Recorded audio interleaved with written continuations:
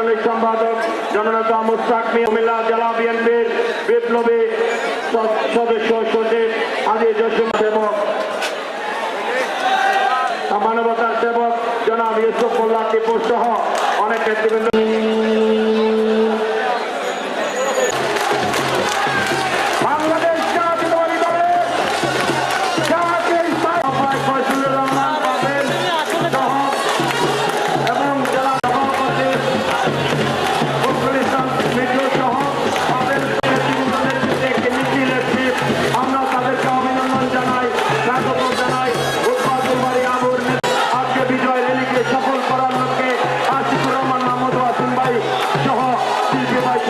নেতৃবৃন্দ নেত্রী চারমান আলী সহ আমরা অনেক নেতৃবৃন্দকে দেখতে পাচ্ছি।